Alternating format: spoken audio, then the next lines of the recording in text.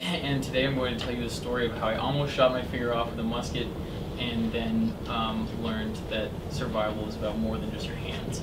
Could you speak up a little? Yeah, of course, sorry. Hey, hi there in the back. So I'm in the basement of a colonial house, and there's hay on the ground. There's a lantern hanging up on the ceiling, and there's these two women dressed in in totally colonial garb, and there's this man in a black cloak with like a tricorn hat, and he's thumping down the stairs towards me with this chest. And I'm like, what the hell is in that chest? And I look at my hands, and they're still covered in blood and in like soot and black powder. Okay, flashback like an hour. I'm in the middle of the battle, and we're like volleying stuff off. The drums are going, and like our colors are flying, and my officers are yelling like, "To the left wheel, let's go!" And like these guys are. It's the best. At Sturbridge Village every year, it's like the Super Bowl of reenacting. I know you're probably imagining right now like a Civil War guy with no teeth, and he's like, "Yeah, nice. Like let's cook a meat," But I'm in the Revolutionary War reenactors, and we're a little more refined. We like to do things much cleaner than they do down in the South. And so today was like the big battle. And everything was going great. I had a couple of problems with my musket. Sometimes this happens. You have like technical difficulties out there in the field. But I thought usually you can kind of degunk things in the mechanisms, and you can just keep moving. So we were firing, and it was great. But then I go to reload my musket, and the way you do that is you pour powder down the top of the barrel, and instead of just hearing the sort of sand brush down the inside as I usually did, I heard like a boom, and this was like a sound that I'd never heard before, and I was just like terrified. And my musket was suddenly not in my hands. And I looked down, and they were just black. Like it was like the cartoons, when someone's face is just blackened in soot. And I looked down, and my hands were black, and I was like, "Oh God!" Like they are gone.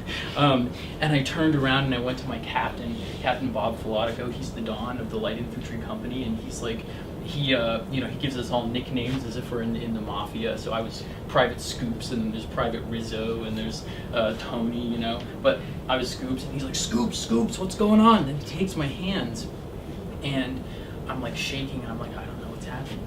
And he goes, "Are you bleeding?"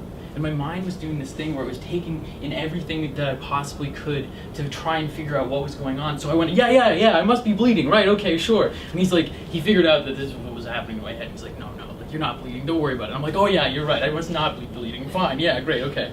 So then I look, and the next thing I remember seeing, because a lot of this is like totally hazy, is looking around and seeing this guy Tommy Tringali. He's like booking it towards me, and I don't know why he was doing this, but he's peeling off his uniform and he's like, throwing pieces of it on the ground as he's like running. And then I was like, wow, he's still running. This took a long time for him to get here, and he's running, and then he finally gets up to me, and he's like, "Hey, Matty boy, you're gonna be okay. You're gonna survive." And then I started thinking, like, what if I don't survive?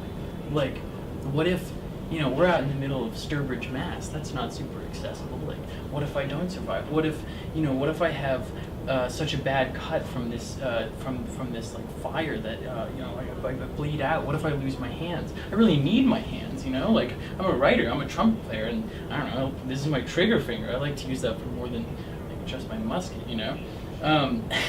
And so he starts leading me off the field. He takes out an ice pack, which I remember being really weird. He's like, "I'm a redcoat," and he's like a militiaman. And then here's this ice pack. And I'm like, okay, all right, well that came out of somewhere. So I'm holding this ice pack, and I'm like going up through the crowd, and they start booing at me because I'm a redcoat. So they're like, oh, like, "Ooh, like you got injured. Whoa, nice, good for him." And I'm like, oh God, like they don't know. My hands are gone. I have no hands. And so then we get to this house, and I realize, we're inside the basement, and Tommy leaves me. He's like, okay, you're gonna be fine. You're gonna be great. And I'm like, who are these people? There's these women in dresses, and they've got bonnets on. And I'm like, Tommy, like, don't leave me. He's like, no, it's okay. So he leaves, and they're standing there, and then this guy comes down the stairs, and he's got the chest.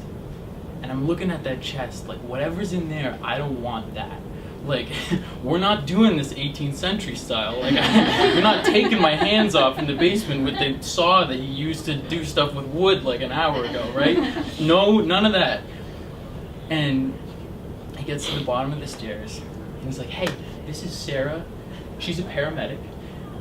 She's an EMT, and I'm an OR nurse. And he flips the box around, and he opens it up, and it's like a modern surgical kit. He's got like sutures in there. He's got like bandages. He's got the whole 9 yards. And I'm like, who are you? He's like, I'm an OR nurse.